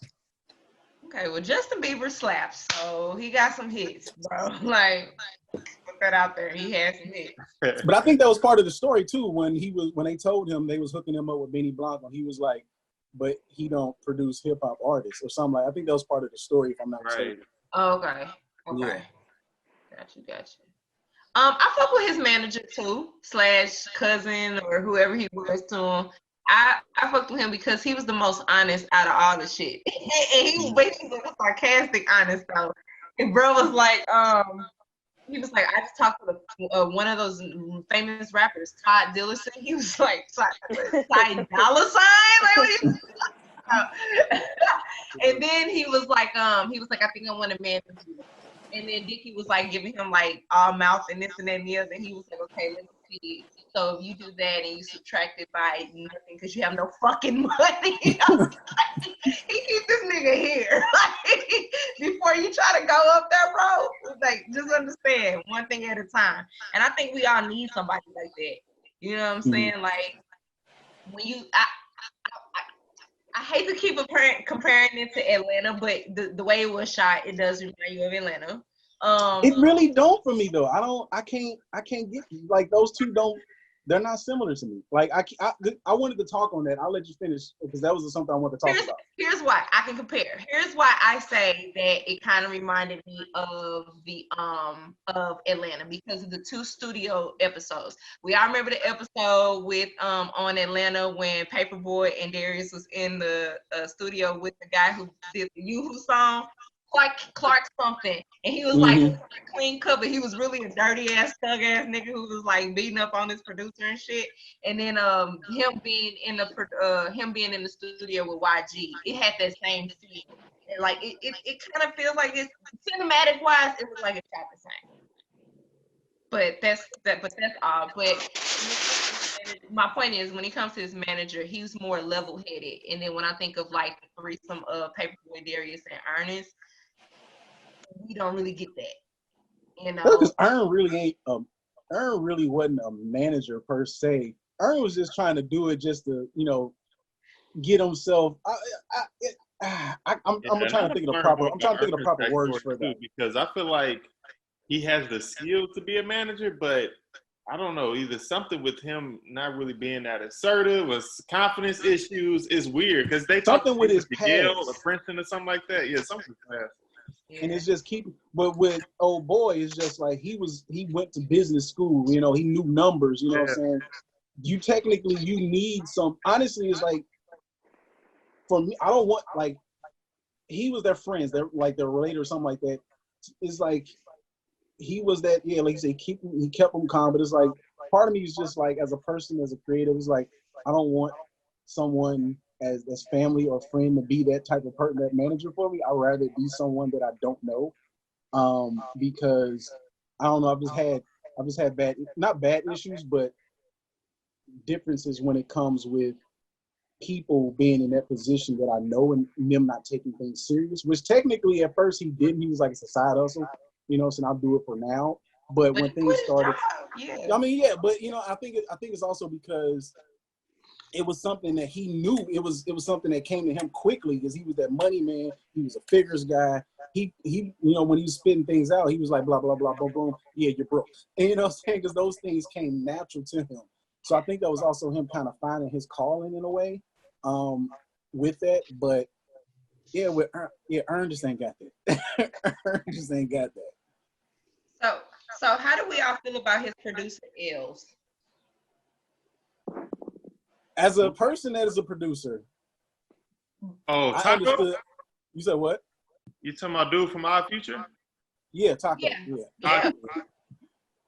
As a producer, I understood him, because you don't want to just throw out. It's like you want to show your work. You want to put yourself out there, but you don't want to seem thirsty. You don't want to seem thirsty. So it's just like, that's ego. Yeah. It's ego. It's ego and pride, but it's also going with self-doubt, because because he was dealing with self-doubt. You know what I'm saying? That was something he was dealing with, and as a person that's been in that position, it's like, I understand that self-doubt is crippling. Like, it's very crippling when you're in a position where you're near someone and you a few feet away from them, and you want to speak to that person, but that self-doubt is really weighing your feet down to where you feel like you can't move and you can't talk. I've been there. I know what that feels like. So I related to that character a whole lot. Anybody else relate to the producer or else? Where Mike Cole at? This boy been quiet. I did. I mean, I've struggled with imposter syndrome. I feel like up upon me honestly saying that I want to be a writer, and I am a writer, and meeting Ashley, I like that imposter syndrome is real, because you should literally ask yourself, like, I know I'm good at just doing this, but to tell someone else I'm good at it and wanting them to invest and share energy with you in this craft, that is the scariest shit ever. It's just like, bro, I want you to believe me. I'm telling you, I'm cold, but like, how all you have is just your word, and then sometimes that should be really hard, especially when you don't have like the tangible shit, like, oh yeah, I work with so and so, I work with so and so. It's just like, no, bro, I legit like, I'm the shit. I just don't know how to say it. Like, I don't know how you can believe me. Like, I don't know. He deserves a seat at the table too when it comes to mental health, because I think that imposter syndrome is real, whether people believe it or claim it or whatever the fuck. Like, that shit when you and I'm learning that imposter syndrome is really just a a soul shift within like your life. You just pivoting into a new part of yourself, and you trying to tell yourself like this is who you are, and also trying to get people to believe you when you still doubting it. That's to me that plays on your mental health. You know, I think that Mm-hmm. plays on your psyche when it comes to decision making, your emotions. What is your emotions? What is it? Is this something that you do need to carry? Because like I've noticed, I've taken something very, very small and it became a big issue to where it manifested in my life, where it just clusterfucked everything, you know? So that was a good perspective to highlight too. And then and then like they said in a couple of episodes, he was like a wealthy rich black kid. Like played a part too. Well, yeah, Like because he grew up. Yeah, he grew up in the same area with Dave, and they grew up. He just moved to suburbia. LA. Yeah. So, you know what I'm saying? Yeah. Yeah. I wanted to speak on I thought it was interesting the dynamic of the producer and the graphic designer and them hooking up, and then afterwards how that dynamic shifted from them being friends to like her by nature of the show being emotionally unavailable, but him like, you know what I'm saying, like being the softer type of dude to be in tune with his emotions. Like, damn, when it's in private, you know what I'm saying, it's cool, but as soon as we get in front of our homies who know we already dealing with one another, you want to act like it ain't what it is. You know what I'm saying? So I thought that was an interesting concept, because I feel like there's a lot of different symptoms from that. Like the root to that is so deep. I think, like, I agree with you, Kevin, on certain things. I kind of wish they would have went deeper, especially with Gator. Just to jump back on Gator real quick as well, because like one thing that I noticed that I felt like could have been a complex even for Gator is, why is it that these white boys are accepting me more than my own people who That's look it. like me? I couldn't find a way to say it, but that And it part, was almost as I if was like, why don't we see this on Atlanta? Yeah. why when I'm around my who I perceive to be my black brothers, I'm being crucified for having something that I couldn't control. Like, that's a crazy concept for me, and it makes me appreciate Dave and his family so much for accepting him with welcome and open arms. Yeah. Like that's deep. That's deep. Yeah. You kind of jogged my memory on something that I was going to say earlier when Kevin, you was talking about Gator doing the character part. It's like it was really good for them to normalize different types of mental health issues that people have. And I remember you was just like, black people aren't able to black men aren't really able to show their emotions. And it's like, yeah, we can if it's congruent with what masculinity looks like, you know?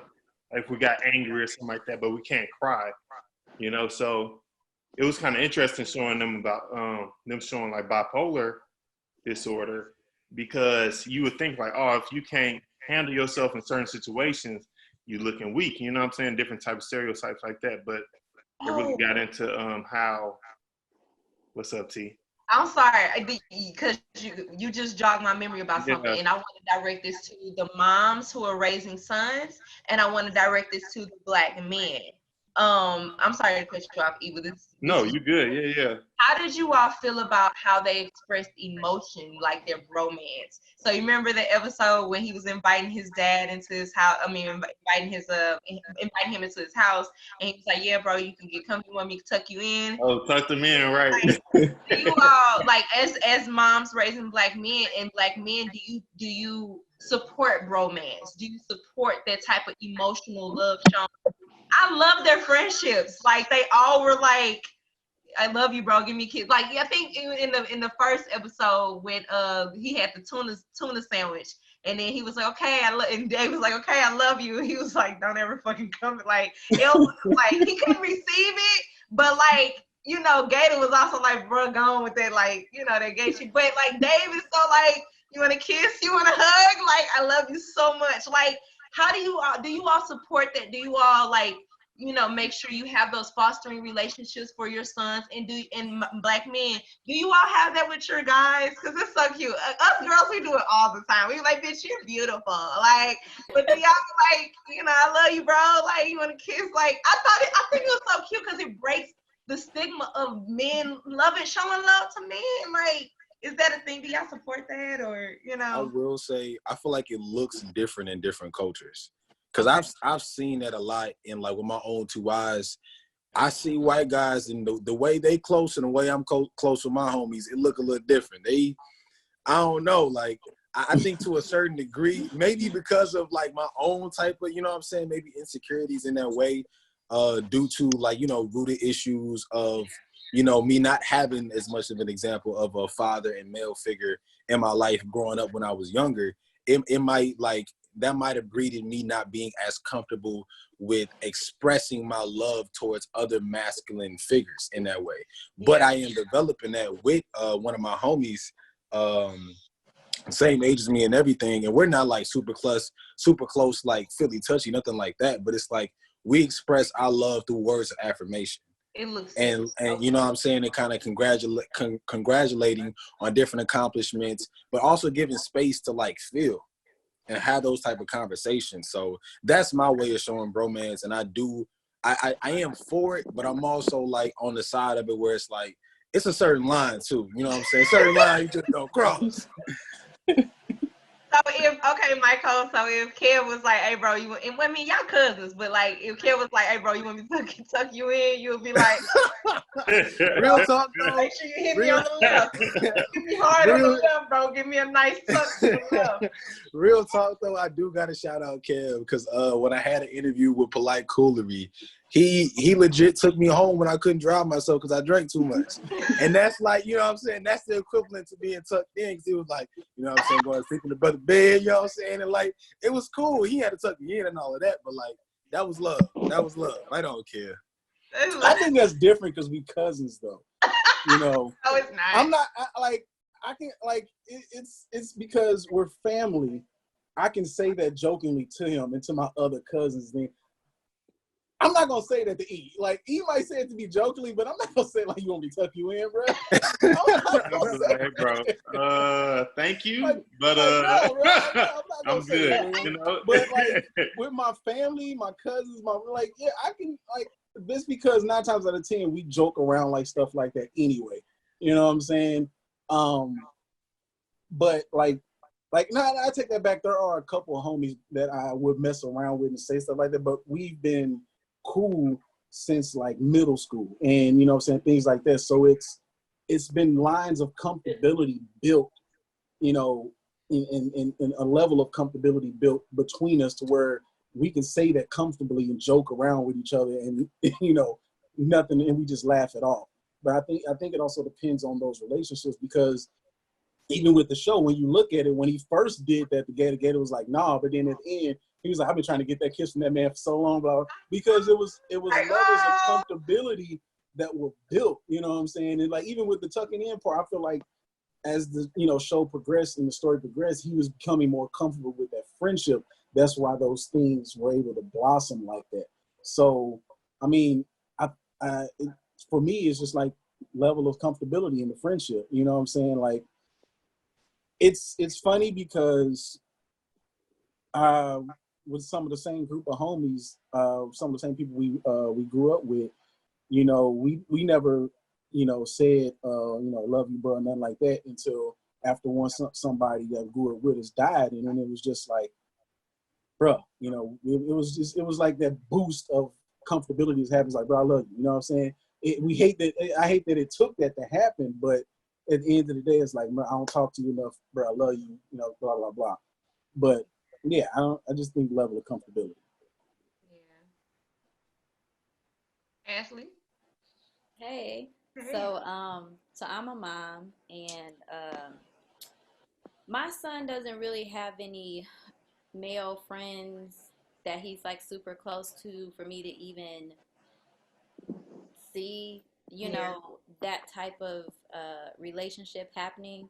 But me and my son talk a lot about some of everything, you know, how he feels, things that's happening in society. You know, we watch a lot of shows and talk about, so like we was watching Seinfeld, and Jerry had bought this like really kitschy Indian cigar statue, and like was trying to show off in front of this Native American girl and gave it to Elaine and offended the Native American girl.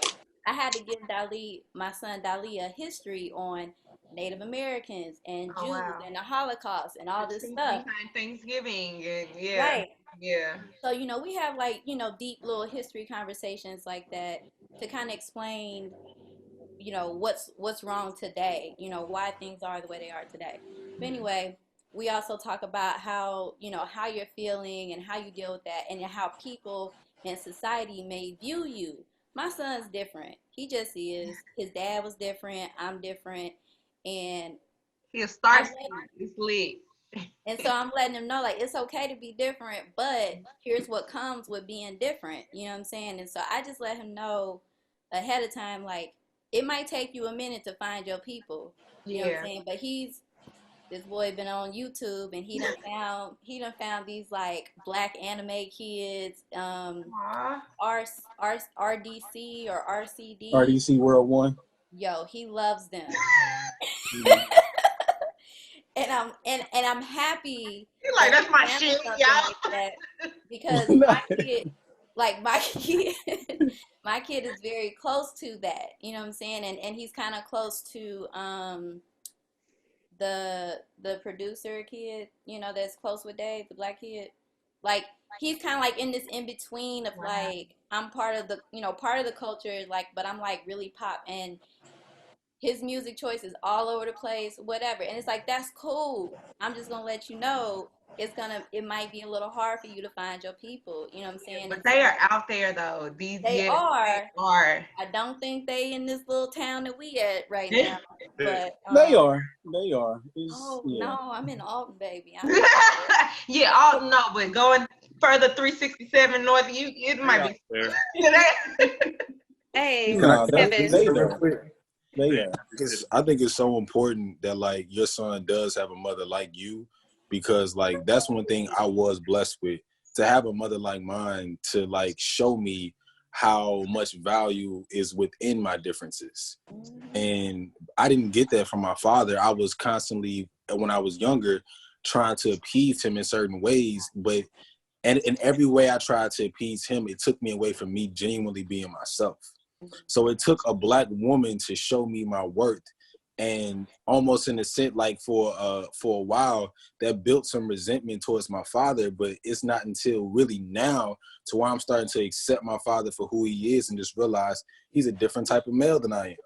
But it makes me have a different appreciation for black women, which is why I think like I choose the type of women I do. So I that's super important and super important. Yeah, I know that God trusted me with him for a very, strong reason. So I know it's my job to make this kid feel special and, lead him to a place that's gonna let him be who he fully needs to be. You know what I'm saying? Like that's one of my missions here is to help raise this child to be who he's supposed to be.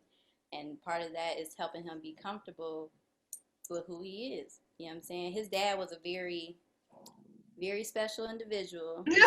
He's not with us anymore. And so that's why it's like it's fully on me to like take this job being a mother seriously in, who my son is supposed to be. So I'm being who me and his dad needed to be, because my mom and dad were not supportive of my expressiveness growing up. They like my mom didn't block it, but she didn't encourage it. She still doesn't encourage it. She still look at me crazy for a lot of stuff that I do. But here we are. So I'm just trying to be what I needed growing up and what his dad needed, so that he won't have maybe the same blockages or barriers that maybe we had coming up. Morgan had her hand raised. Salute to you, Ashley. Yes. No, I just definitely wanted to say that the tribe is definitely here. I don't know where you are, but it's there. Yeah. Yep, there. Hello. Yeah. Dang it. I'm gonna get it right. So no, I just wanted to say yes, salute to you, Ashley, and yes, the tribe is closer than you think, because if if it's one thing that we've all been saying throughout this whole thing, and what David, he's different, you know what I'm saying? He's looking for his tribe. He's different, but he's trying to fit in.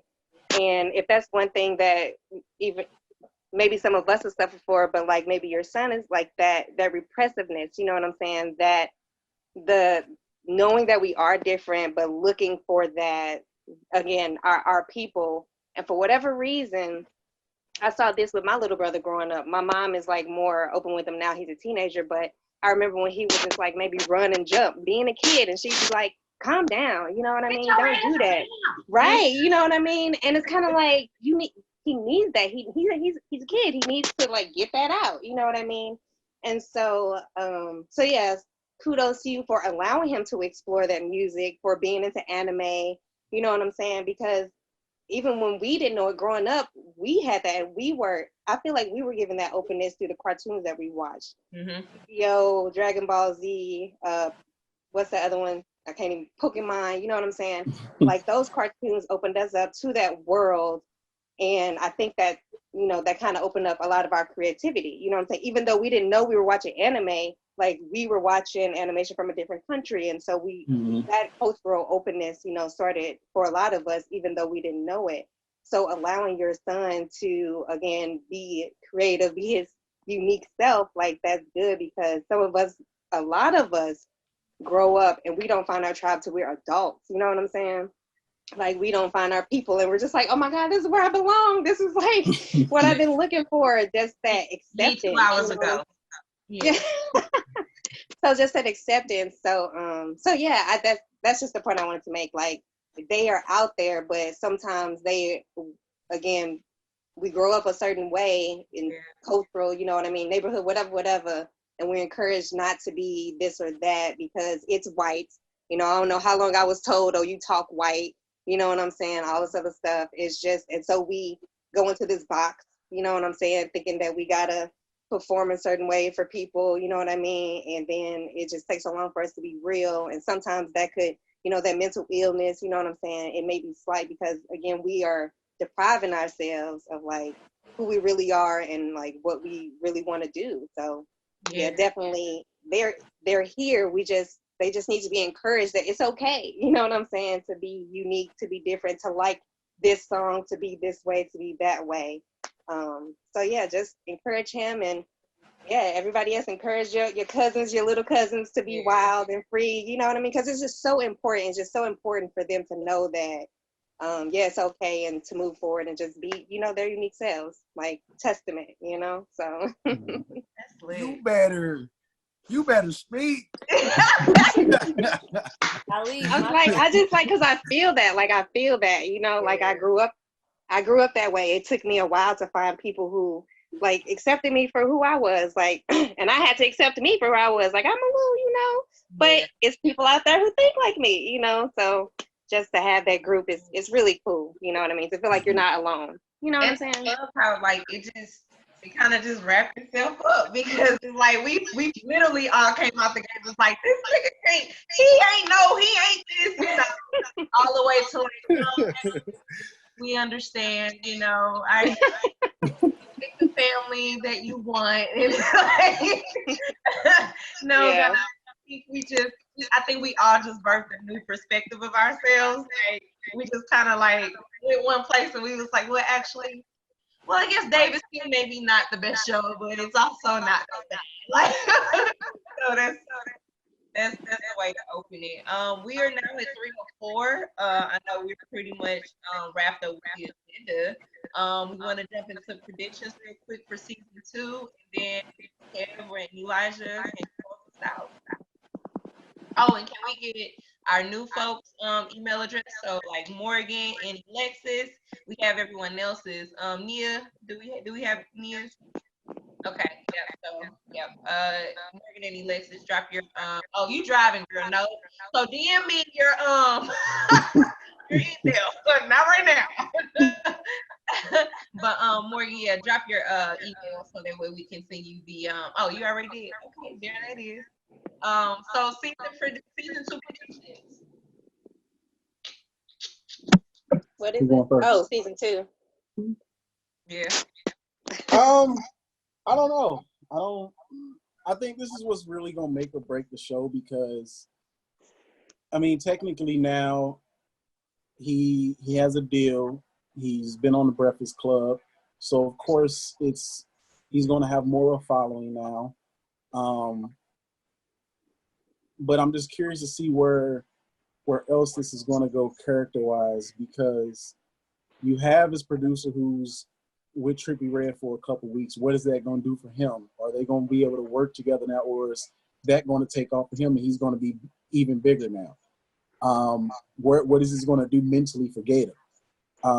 Because as that how is he going to handle this with his his mental illness? Because we've seen how hype he can get,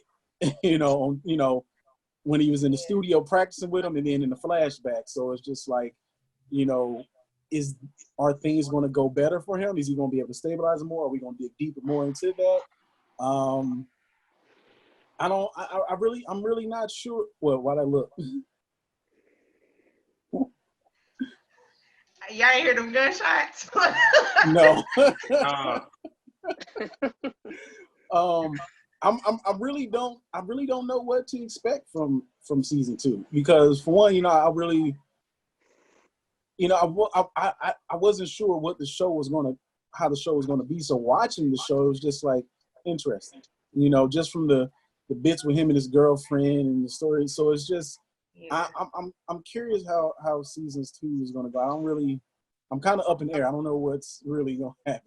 My take on season 2 is going to be him actually entering the game, the rap world.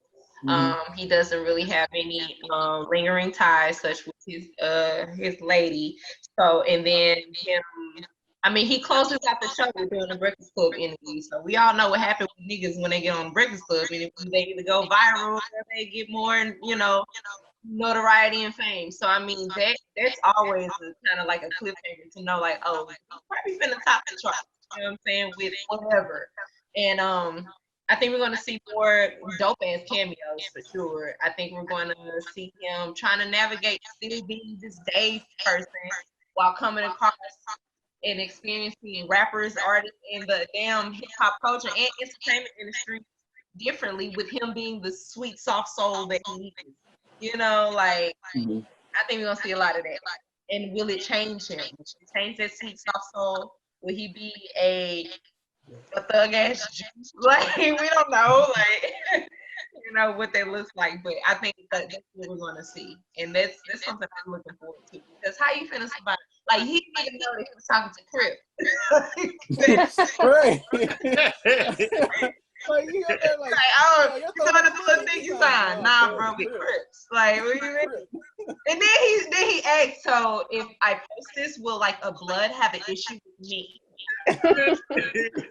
Yeah, possibly, maybe. I don't know, like that. Nah, you good, cuz. I know. But anything else? Any other predictions? Thoughts, questions, comments, concerns? I'm very interested to see what happens between him and his girlfriend. And, because after that, quarrel they had, she kind of just disappeared from the show. I don't even remember seeing her no more. Nah, he texted her about the Netflix pass. Yeah, bro. Yeah, the little thumbs up on him. Like, all right, bet, thank you. Right. He was texting her for a minute. She wasn't responding. He was like, maybe she responded. Right. So it's like, I think that's going to be an interesting aspect. Kev, you brought up a good point with his producer, who he's been making all his music with. Like, does he start going with other rappers or other producers? Like, you know what I'm saying, what that music situation going to be like. I don't remember, did he take a deal at the end of the show at all? He did.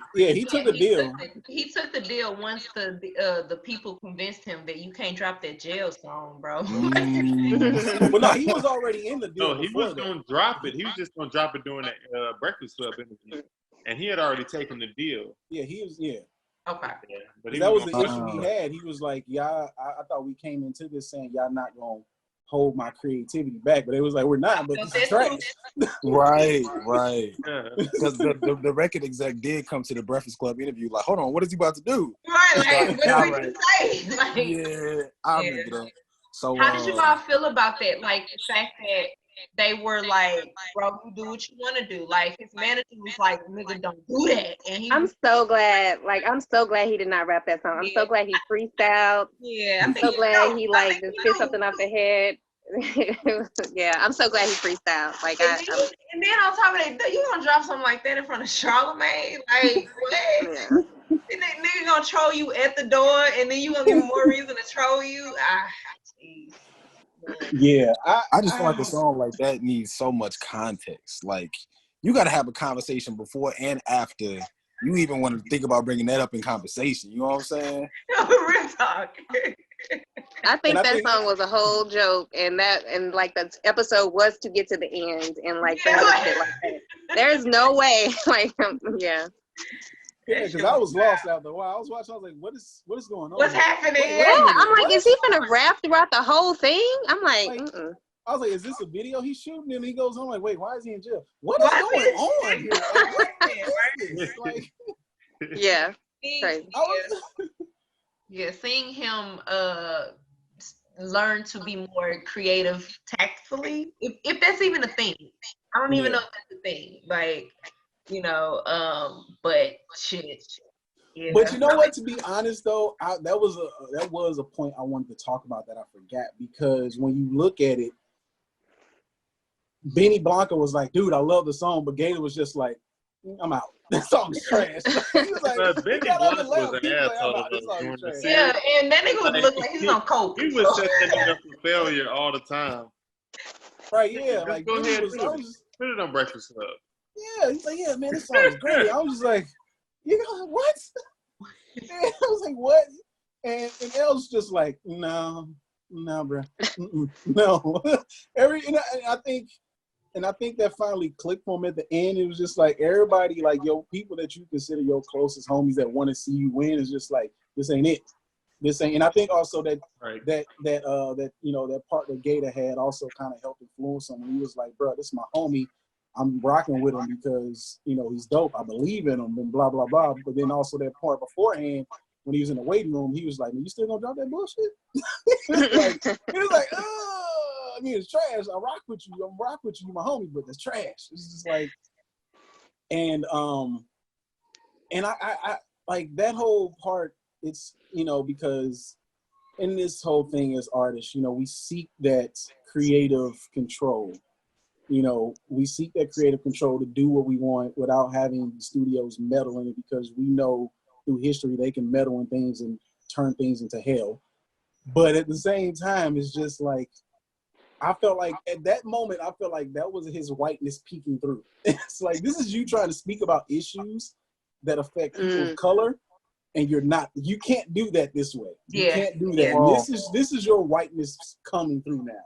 It's like, I haven't felt that way throughout the entire season. You know, and when he was doing the things, it was like, okay, he's a gimmick rap or whatever. But it's like, then it's just like, no, don't do this. It definitely gave me a feel of that white girl who did This Is America, and she tried to make it white, and the culture was like, sit the fuck down, like, this is America. He's like, no, this is not for you to talk about this way. It's no. Yeah, you can't do that. Yeah, it's like, I'm all like something like expression. Now I was gonna say, how did y'all speaking of that quote unquote Grammy winning producer, how did y'all feel about that party and like him interacting with Courtney and all different stars there and everything? I don't think we talked about that. I mean, I think that episode, for one, I didn't like.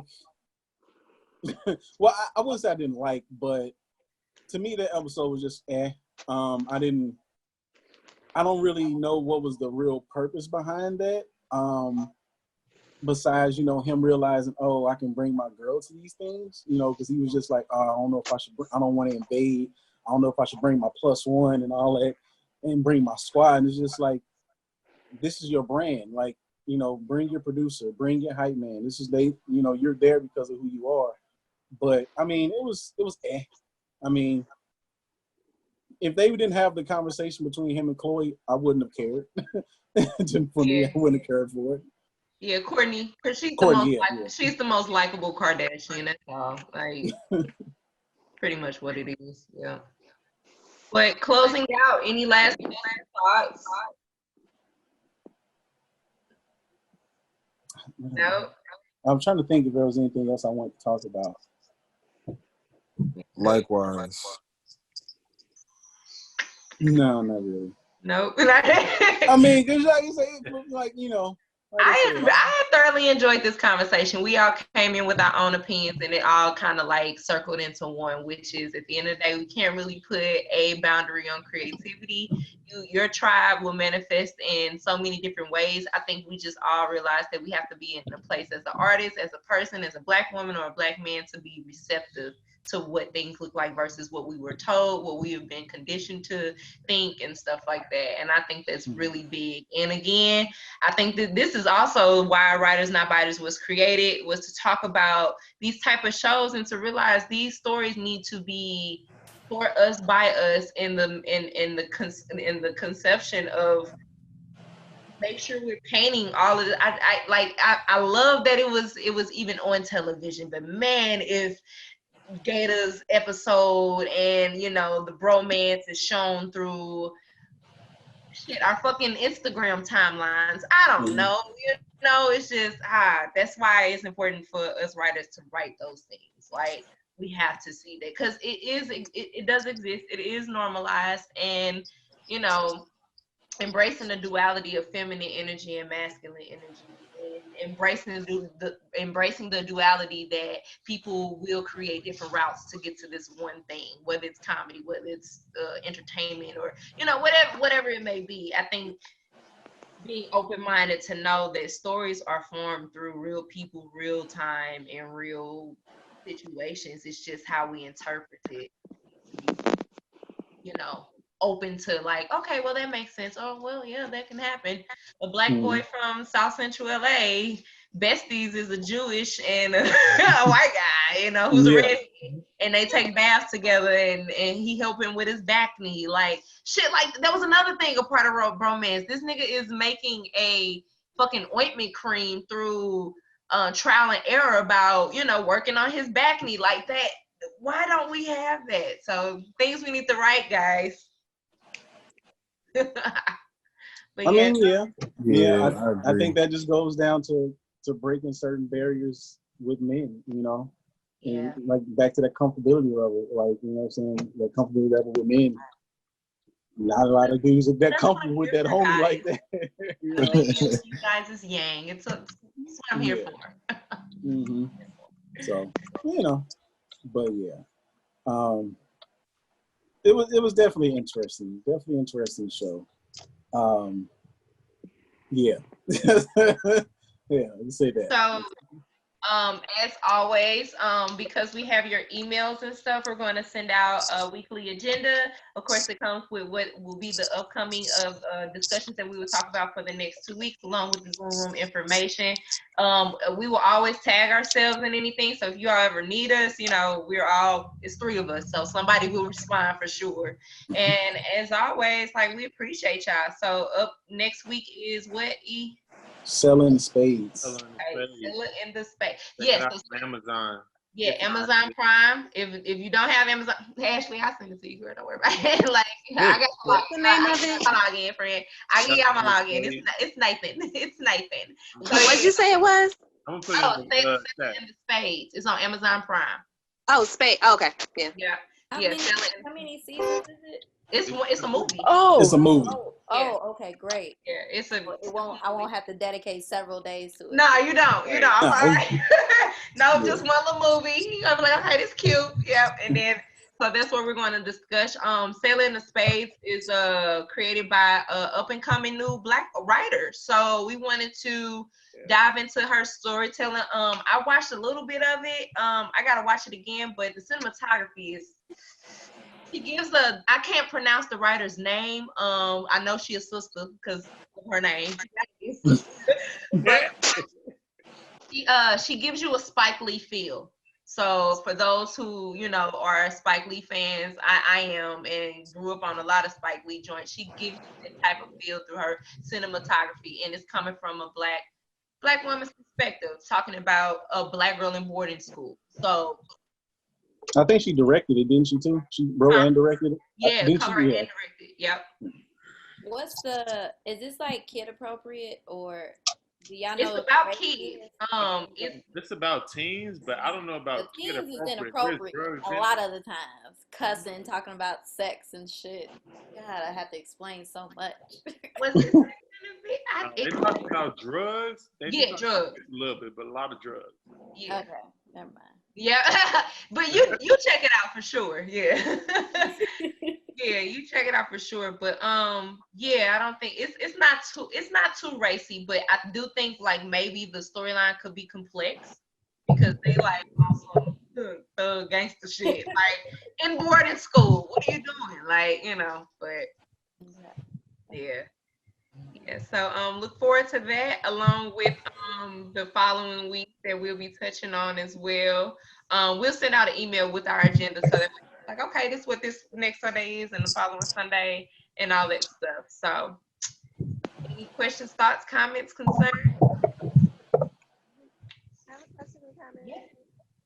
Yes. We can't hear you though. Thank y'all so much for this. This is great. This is actually something I've been looking for. I'm hoping I can join every week. Girl, just to come talk to, like-minded people and really talk about the things that affect us. You know what I'm saying? That we know we watching, but I guess we only see tweets and, memes about it. But to have real in-depth discussion about it is like super dope and like legit is something like a group that I've been like looking for. So kudos to y'all for doing this. And then, initially, yeah, pretty cool. Love that. I received that, and I know Kevin, you do too. I think that's why we created the group. It was one of those things where we'd be like, man, we be watching all these shows, and it'd be the three of us talking about it. We were like, are we the only three niggas watching it? Like, should we share this with other people? And I think it came to the point of us being writers, us creating a safe space to know that there are people out here who legit watch movies and TV and television different now. I'm a writer. Yeah, I'm a writer. Hey, Kevin knows. I watch TV different now, and I look at like how the music is playing through the transitions, and who scored this or what's happening with this, and what's like. It's I don't know if everyone's seen John Henry. I haven't. I heard it's trash. We can also talk about that too. So I don't know if I want to watch that though, because the thing about that is I seen the trailer last year and I was just like, it's on Netflix.